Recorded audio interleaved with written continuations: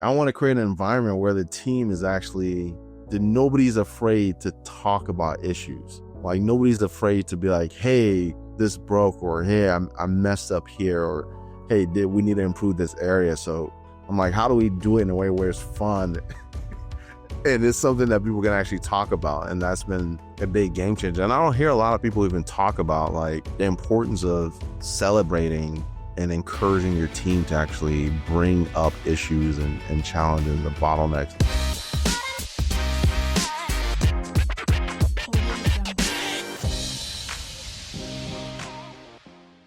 What is going on, guys? Welcome back to Founders Fires. I am super excited to have our guest Eric on with us. There's a bit of a backstory between me and Eric. It's the first time we've just had like, it took an unnecessary amount of effort to get him on the show. And not because he was flaky or I was flaky, just life was happening. I'd have something come up, so I had to move the schedule time, and then something came up with him.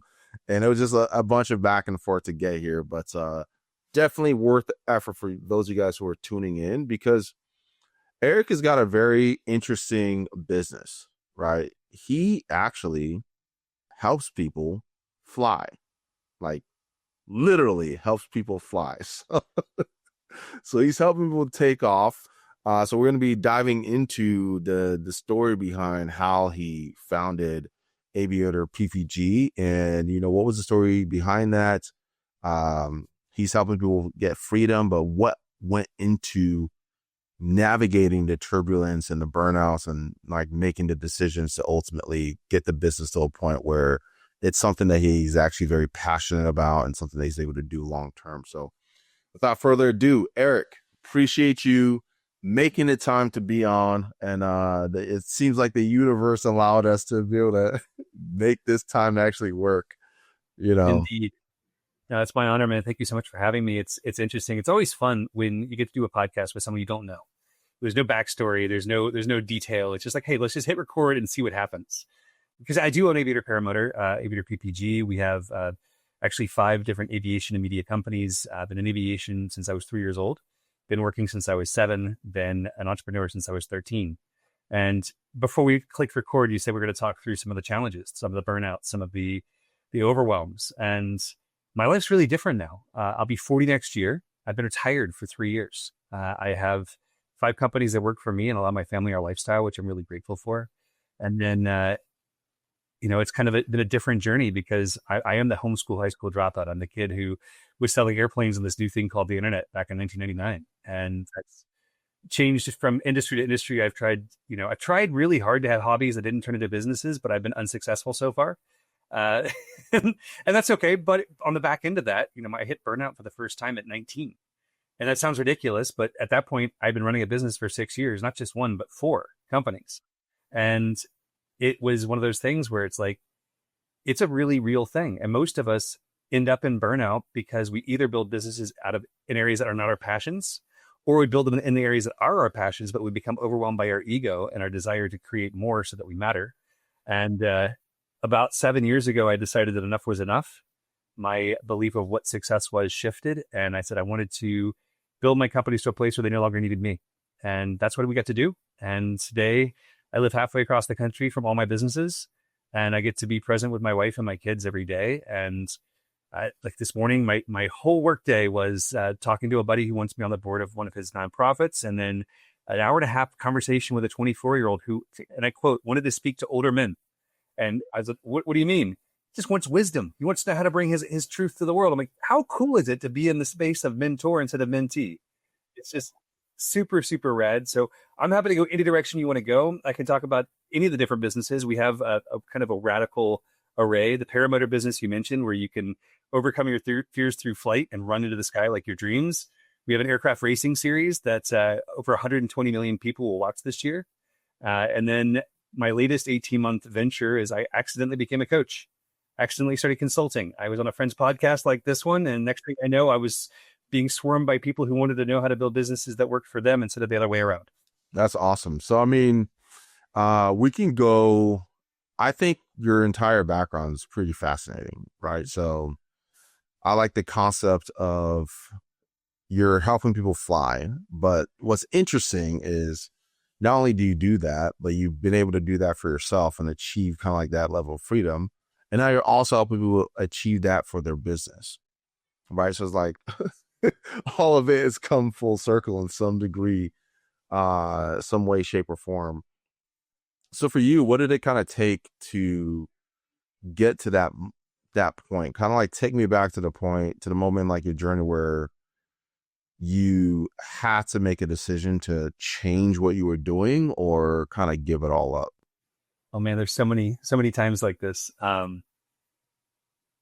can go far back in time, or I can go as soon as last month, or I guess it's been 2 months now. I like to call it Tariff Day. Yeah. It's the moment where, as a company who imports all of our products from Vietnam, Italy, Poland, Spain, we got hit with 46% tariffs on our primary products. And as a company that has always been promoted conscious capitalism more than just making tons and tons of money. We pay all of our team a real living wage. We try to give them raises aggressively. We are the only business at our scale in our industry. So we are able to serve about 6 to 10 times the number of students and clients that most schools do. It's really a different game, and our biggest client is the Department of Defense. We've been teaching the Navy SEALs and Delta and the SAS and these people for years in the specific type of flying that we do. And it adds a unique capability for them, and it gives us a really cool opportunity to work with some of the most incredible operators in the world. But Tariff Day hits us, and I'm on the beach in Kauai. And it was my last state. I hit state number 49 when I was 19 years old on my motorcycle when I rode to Alaska. And then 39 years old, I finally get to hit Hawaii and got to share it with my kids, taught them to surf. And it was this magical moment that's discolored by what should have been a radical challenge.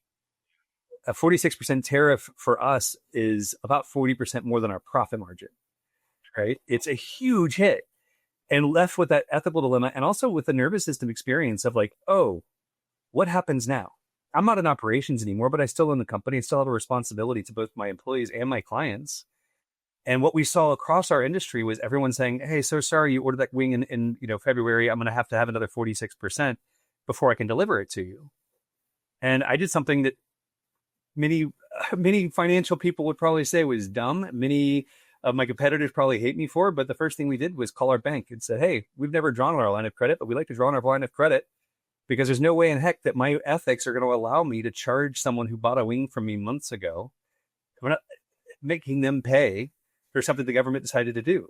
And obviously they rolled it back. It was only 10%, which is still, double our profit margin. Still hurts, but it's such a interesting thing to sit with, what the difference in experience was. And we also had major staffing shifts. Our CEO stepped away. We had one of our school managers had to leave. Like a lot of shifts to reduce cost. For the first time ever, we've never let someone go on a financial reason ever.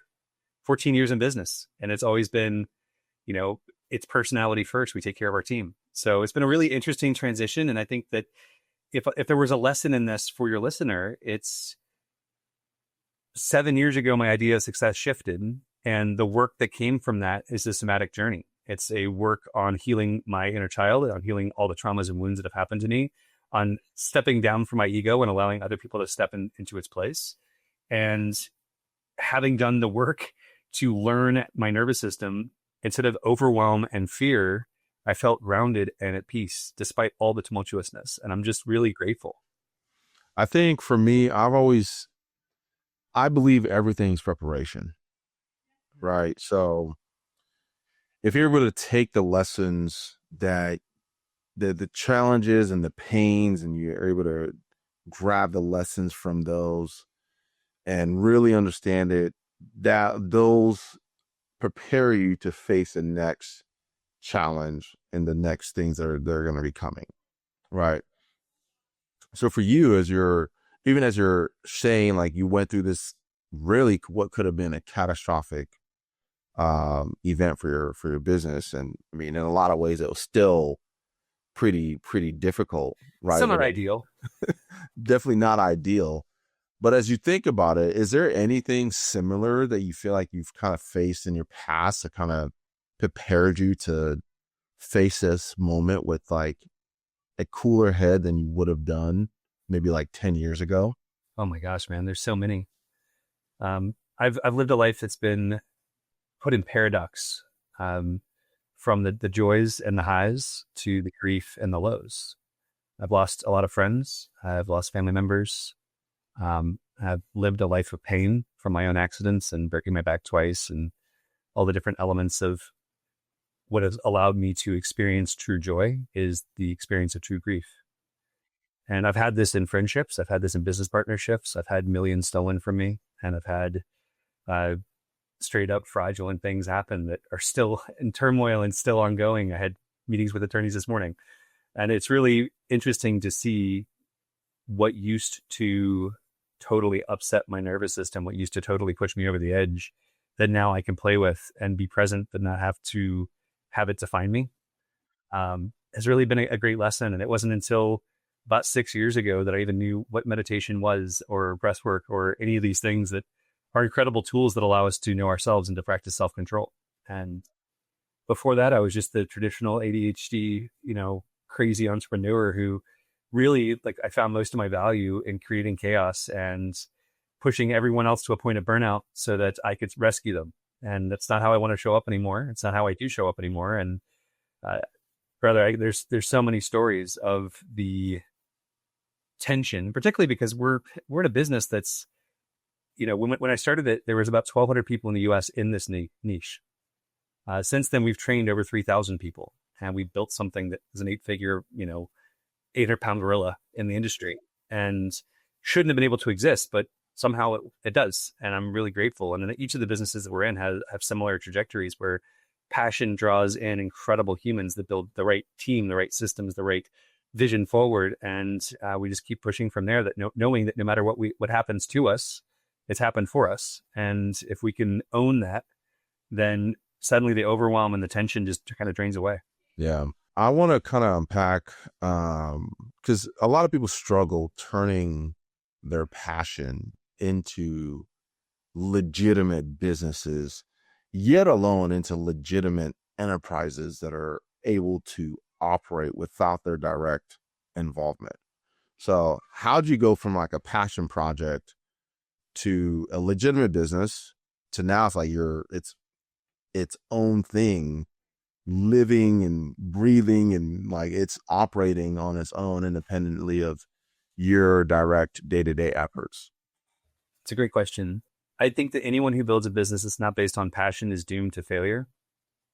I think that you can absolutely make a ton of money and still be a failure. I think that you can absolutely hustle and grind and slave away and earn, but be unhappy. So I've been very blessed to have never even really considered. I've had businesses I wasn't deeply passionate about, and I just stepped away from them. I've had businesses I've outgrown that no longer serve me directly. And that's why I have other people in leadership positions at those companies, because this is still their mission. It's still their path. But I think that for anyone who is an entrepreneur who wants to do something they love, I used to have a line from stage. I spoke at marketing conferences through high school and into my college years. And I always said that, being an entrepreneur is the only job you can pick where you work 100 hours a week to make money while you sleep.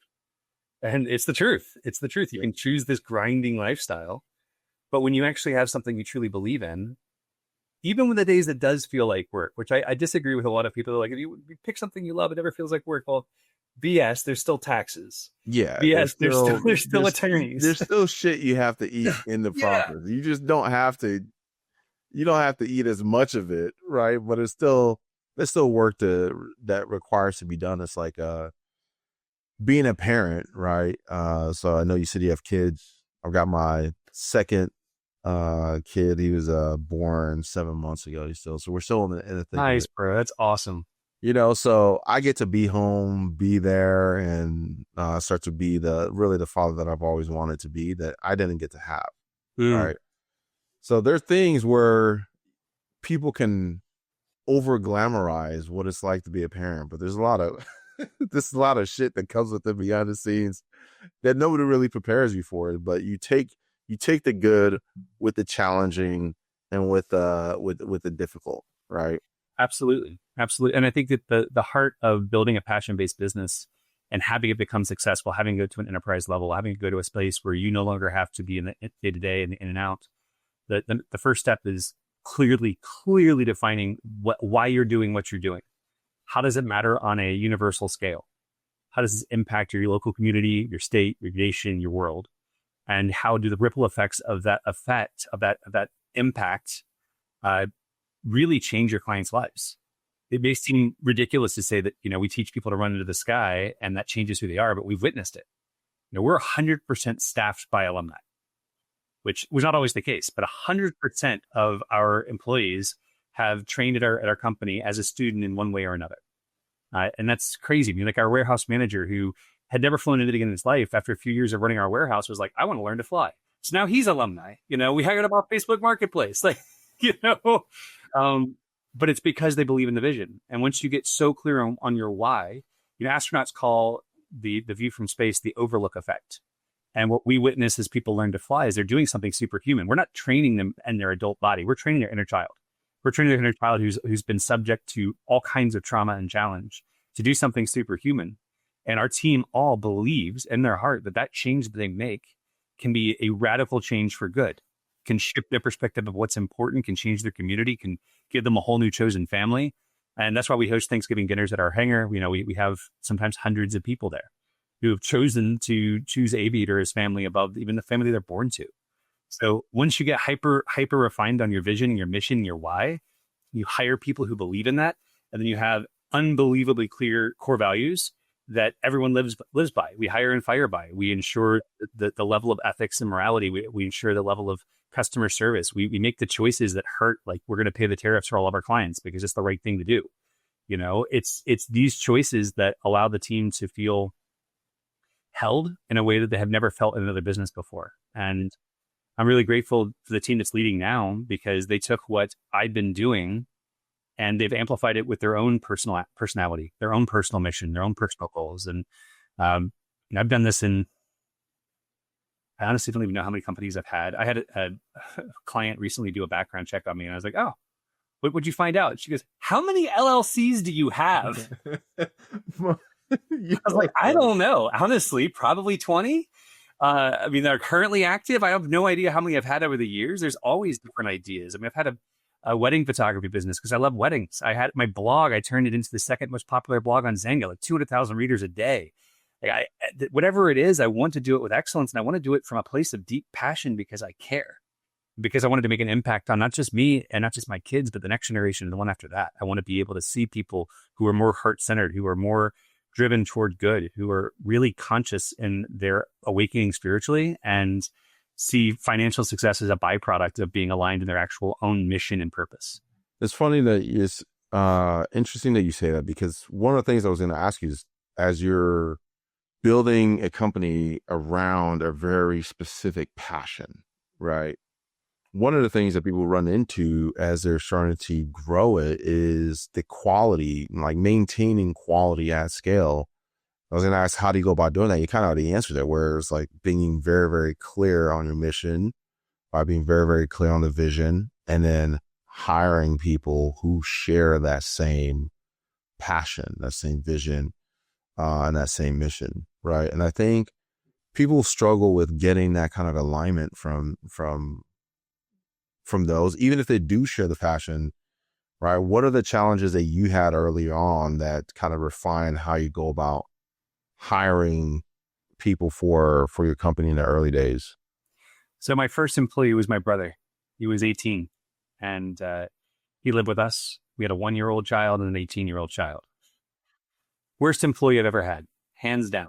And I can see that. He's dead now. He'd laugh at me. Losing him actually is what really refined my idea of what legacy meant and what success meant to me. But what I find to be really interesting is, as you're hiring and trying to find the right people, you're constantly refining yourself too. There's always new areas of growth. And most founders are really doing anywhere from 5 people's jobs to 10 people's jobs. We take on whatever needs to be done. I still am glad to clean the bathrooms at any of my facilities anywhere in the country. Like, it's totally fine. If it needs to be done, I do it. But once I made the decision to step away and to shift my focus from business to myself and my family, I realized that I really had to understand what I brought to the game, because every founder has this X factor. And I say that my superpower is that I'm a nucleus, but I draw really, really cool people in and around me all the time. And those cool people are what have given me this ability to step away. But first I had to understand exactly what I was doing. So I tracked my time, and I had my assistant follow me around and track what I did and how I did it. And we tracked the subconscious influence of how I make an introduction at the beginning of class. It's a 2-week long class, and the first 2 hours are the most important part. It's where you get buy-in from everyone. It's where you get understanding for exactly why they're here. It's where me not doing that intro class, it's about a 7-figure haircut every year and reduction of profits, because I'm really good at it. And it took me a long time to get really good at it. And documenting what needed to be replaced for me, it added 8 people to our payroll to get rid of me. And that's not an egoic thing where it's like, no, it's just I was working like a bum. I was at the office at 5 a.m. I home at 11 o'clock at night. I didn't stop. I took work with me to bed every night and didn't stop until I passed out.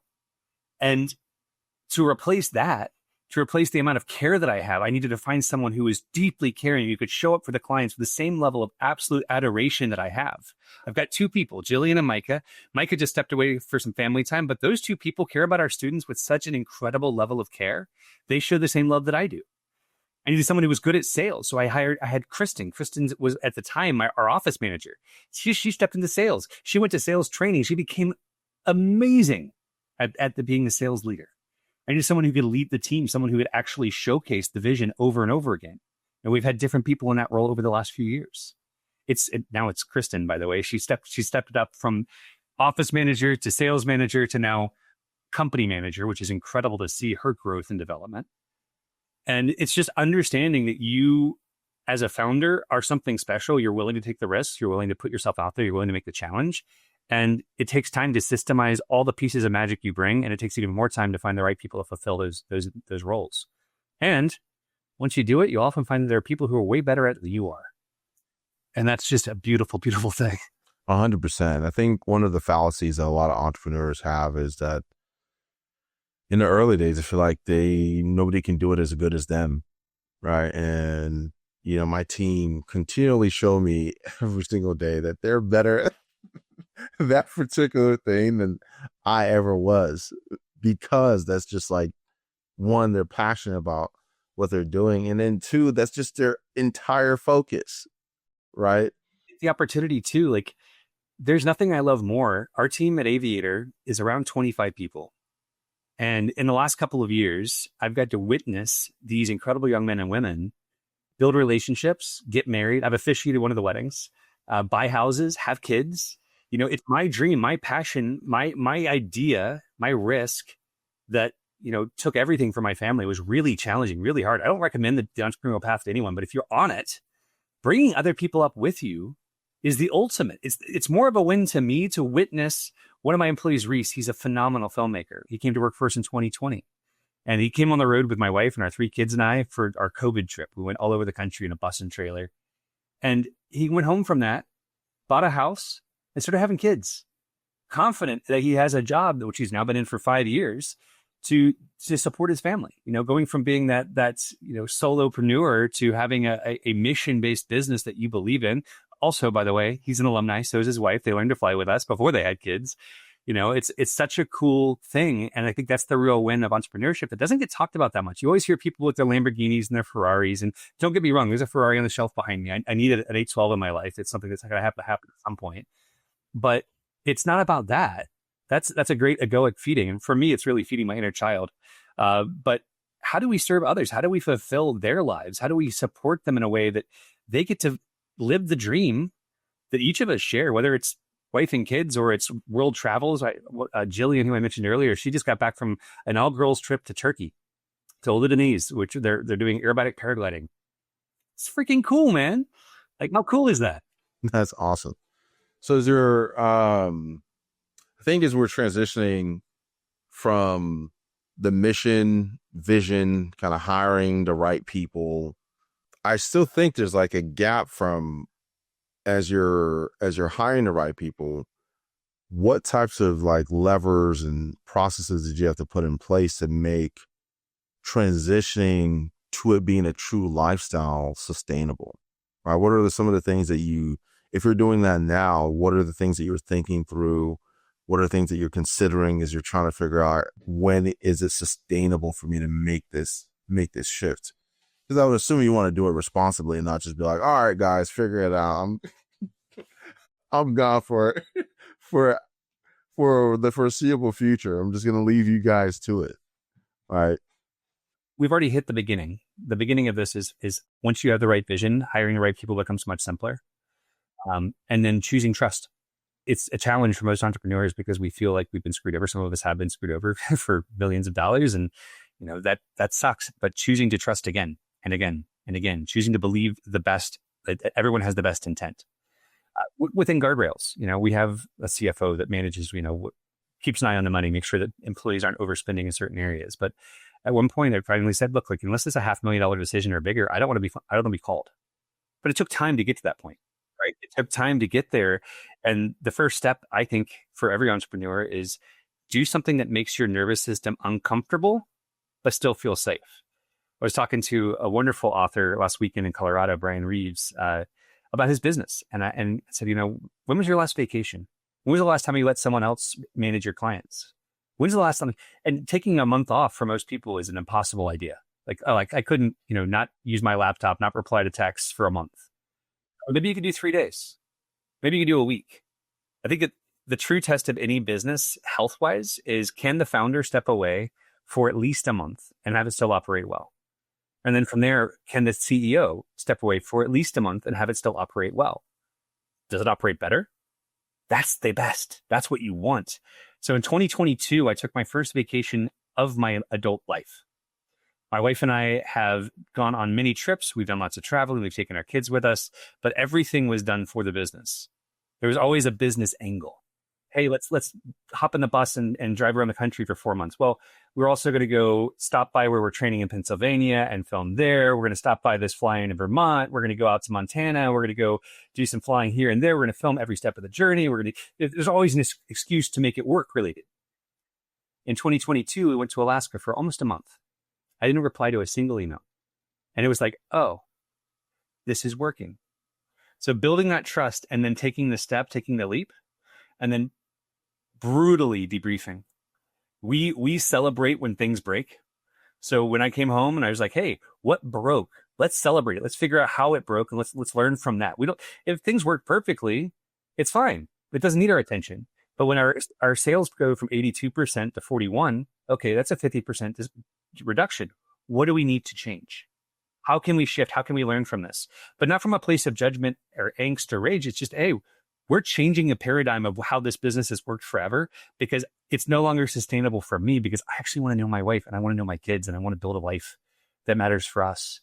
And I tell you, it's not easy, but it's doable. And now I've been doing it for other founders to release them from the slavery of their business and really give them the opportunity to be present with what really is, because we have such a short time with our kids. We have such a short time with our partners.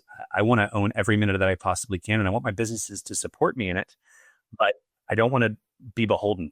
It's funny when you talk celebrating like the things that are broken, right? Inside of our business, we call that finding the dead bodies.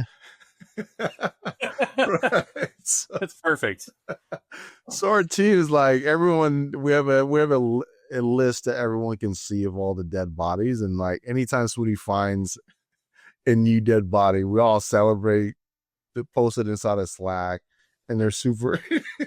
That's hilarious. You know, it's like one of those things for me is like, I want to make the process. I never liked when I was a part of a team or when I was being coached where the coach just made your life miserable for making a mistake. Right? Because then you're afraid to even be open about anything that you're struggling with, or you're afraid to ask for help. That's just someone who's a dick. Yeah. So for me, I'm like, I want to create an environment where the team is actually, that nobody's afraid to talk about issues.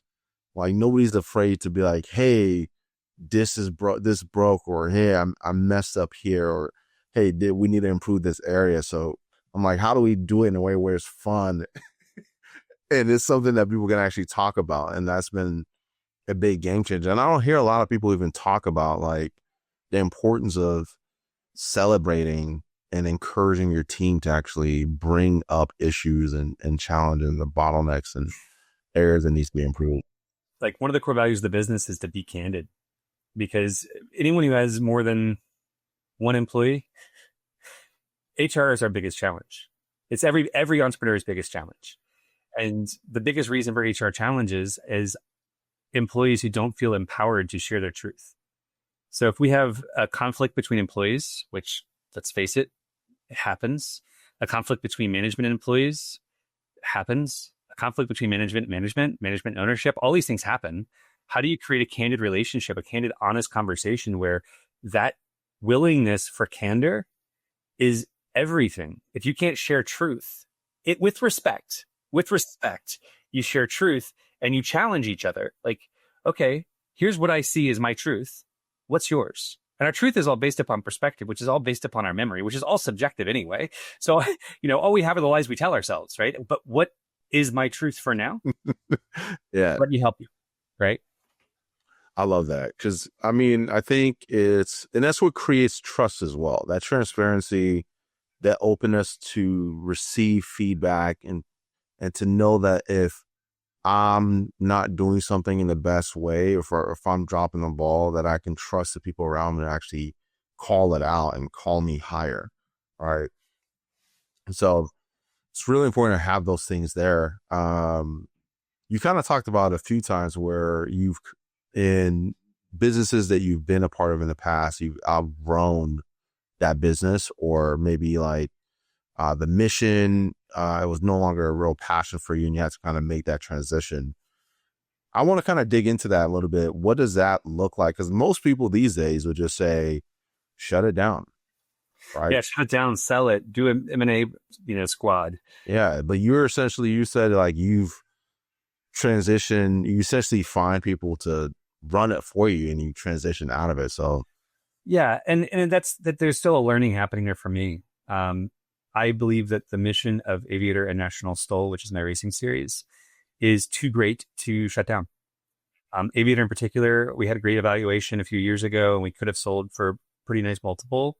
And the reality is I didn't want it to get eaten up by a BlackRock or some other PE firm that would chew it up and spit it out, because I believe in the team and the team has sacrificed too much of their life to be present for the mission.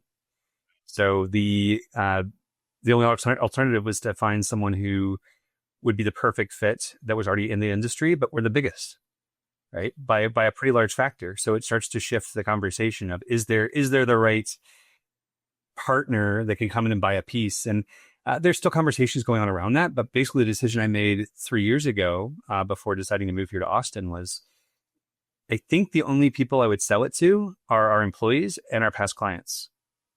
And at first I wanted to shepherd it. I wanted to be able to be the reflection of what the mission has been for so long. And it's starting to change. We've had conversations with our team. Like, look, if there's ever an interest in you guys buying us out, we're really open to it, because they need to feel the win as big as we feel it when we have a great month. And they need to feel the pain when we can't make payroll, right? Both things are real. I'm not going to sit here and tell you that everything is always great in Eric land. No, God, we had the hardest quarter we've had in the last decade. It's that's just reality. It's been a weird market for the last 2 years, and we tripled every year for our first 8 years in business, and tripling every year is really difficult to do. You're sitting there at $4 million in revenue and 4 employees, and then you go, how do we change our vision? Let's hire 20 more people, and then the revenue doesn't go up, or only goes up 50% instead of 300%. It's suddenly like, okay, we've got to change everything about our model, but our mission has always been more important than the money. The money is a byproduct of a quality mission. And, again, we're very grateful for what money we have made, but the mission is way more important. And I don't want to be in a business where that's not the case. Yeah, that makes sense. So that is, so essentially kind of thinking through tactfully, how do you transition out without compromising the mission, is really finding people who align in that way that can really take the bull by the horns and really carry that torch and do it in a way that is representative of the bigger mission that you're trying to serve. Absolutely. And the reality is, most of the time, you're not going to find that person through a LinkedIn job, or even the right headhunter is not going to find that person. Most of the time, the right people to take leadership roles in your business are people you already know, who you've already impacted. It may be your best client. It may be, someone who else who has felt the impact of whatever your mission-based business does. And it's always really interesting to see who steps up in those moments. Our CEO the last few years has been a guy who he and his wife learned to fly with us, and they moved halfway across the country for a pay cut to come in and be the leaders. And they just, it comes from that level of passion that emulates the passion that you carry as founder. So finding the right people who have your passion. Kristen, who's running the company now, she's incredible. Karen, who runs National Stoll, is, she came into the space because her husband was interested, and he's a part owner of the business, one of the founders. And the next thing she knew, she's like, these people are my family. Of course I want to help. And it's finding people who carry the same torch of passion that you do as founder. And then some of them may need coaching. Some of them may need to be brought up to whatever level needs to happen, but not discounting people. I'd rather find the most passionate person in the world who is somewhat, let's call them a B player, that can be called up to being an A player, but you can't call in passion. Passion is really hard to find. And when you find it, you got to honor it. Absolutely. One of the things that we'll do, I said the same, where I'd be like, I don't want to develop rookies. I want to hire free agents. And to a degree, that's still true, right? But oftentimes, like, your best people did start off as rookies. And I can tell you about two stories right now. There are two of the most important roles in our business at Aviator. The first is obviously the management, whoever the CEO, chief operator, whatever title they choose. That person is crucial because they're managing all the HR, they're managing the vision, they're ensuring that taxes are paid and boxes are checked. And the second is our school managers. And the school managers that we have right now, Micah, like I said, is taking some time for family. Micah came to us at 18 years old, looking for an unpaid college, what's the word? Internship. Yeah, internship. And he flew in and he spent several months with us. He learned to fly with us. He was working as a filmmaker with our very small team at the time. And then graduated college, got married, started having kids, came to work for us. And he was one of the first school managers we put in place because he feels about Aviator and about flying the same way I do. He carries the same soul for serving the students and being present with them through their challenges. And he's incredible. Our other manager, her name is Jillian, and Jillian, her boyfriend worked for us. And she was, a lot of our employees live in their vans down by the river. She was living with him and witnessing him at work. And one day we had a classroom cancellation. And she said, I think I'd like to learn. And she was super soft-spoken, and she really was pretty demure. And she learned to fly with us. And about a year and a half, 2 years later, she said, I think I'd like to learn to be an instructor. This is where I love, you can never underestimate people, because I went to our school manager at the time and I said, what do you think? Because I don't even know if I know what her voice sounds like. And this is a girl who'd been living at our building for a couple of years. Like, she is part of our lives, but she's very demure. Her transition over the last several years from not being a pilot to becoming a pilot, to becoming a very proficient, excellent pilot, to an excellent instructor, to then school manager. Her call sign, what all the students call her, is the Jill Sergeant. She's such a badass. She's such a powerful woman. This is a sport that's less than 1% female, and she is the head of the spear. Learning, growing, just amazing. So oftentimes, like you say, I understand the idea of trying to find the right free agents, but I think that if your culture helps build rookies into the most powerful free agents possible, that could be a good thing too. And that could be a great way that your corporation can give back to the community and make the world a better place. Yeah, that's one of the things that recently I came to the decision that, we're still going to be looking, headhunting for free agents, but we're going to be developing homegrown and really giving those on the team an opportunity to learn, to grow, and invest into their development and transforming them from B to A players, right? Which is 100% possible. You just have to be willing to invest in the people, right? But I think that's something that most people don't even consider doing correctly. Most people, like, they're strategy to keeping employees is a 3% raise per year at most, and maybe a small bonus. And it's almost always cash or a check. And it's, it's really, they immediately equate it to how many hours more they could have worked or whatever, right? It becomes this analysis. I don't think we should bonus cash. I think we should pay people a fair wage and give them aggressive bonuses when the company can afford it, or aggressive raises, I should say. And I think that we should listen to our teams to hear what their dreams are. I think we should listen to our team's dreams and bring them their dreams as their bonuses, rather than giving someone an extra $5,000 or $10,000. I want to listen. I had one of my C-level employees recently. I guess it's been about 2 years now. He was really struggling with the numbers, so I paid $10,000 for him to go to a CFO academy. And I offered him. I said, "Do you want cash $10,000 or you want to go to the CFO academy?" I want the academy. I want the experience. I paid for his time. Go learn, grow, right? That builds loyalty at a different level because they're doing something that's more than just serving someone who's getting rich.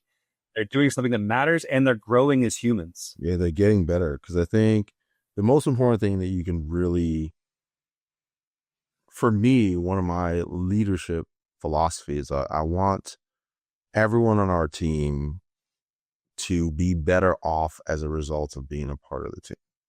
All right, we have someone recently transitioning off our team. They were a key member of our staff, and they're transitioning to a new offer. They just got a crazy offer we couldn't match, which is awesome, right? And the most heartbreaking thing ever. I have a team member like this that he got this crazy offer, and it was like double what he was getting paid, and I matched it. And 6 months later, they doubled it again, and I was like, yeah, this guy got triple. So. It's like, and I'm like, man, right? And I essentially we had that conversation, and I could just tell it was just kind of like heavy, right? I was like, man, like, do not be upset. I'm extremely happy for you. I'm just sad for us, but I'm very, very happy for you. And I'm like, man, that's the way that if you're going to go off, is ultimately I want you to become so valuable. You demand the market, the valuation as far as like the market rate goes for your skill set and how you're developing, demands that we pay you more to compensate you fairly, right?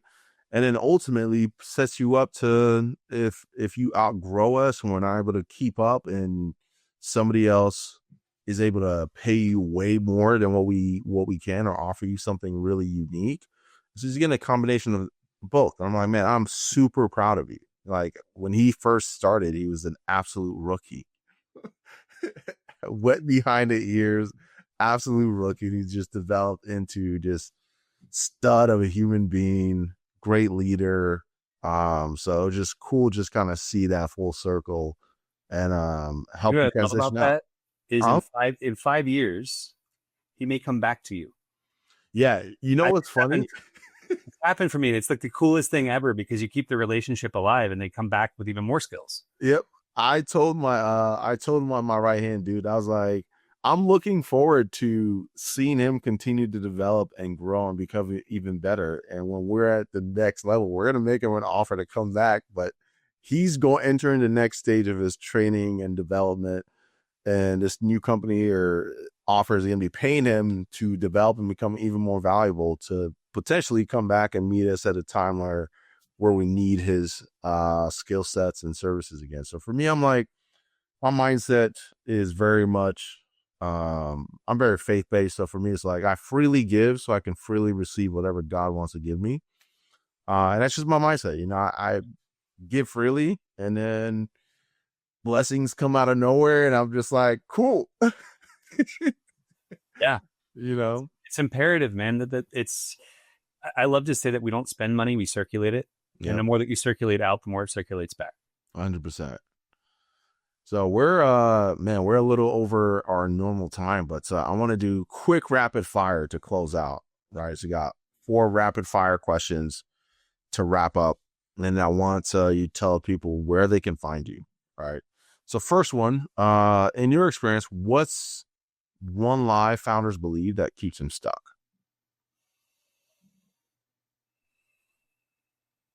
That they have to do it all themselves. Most underrated trait in an entrepreneur? kindness, being willing to take it on the chin to do what's right and understand that sometimes it's better not to be right, but to be kind. I love that.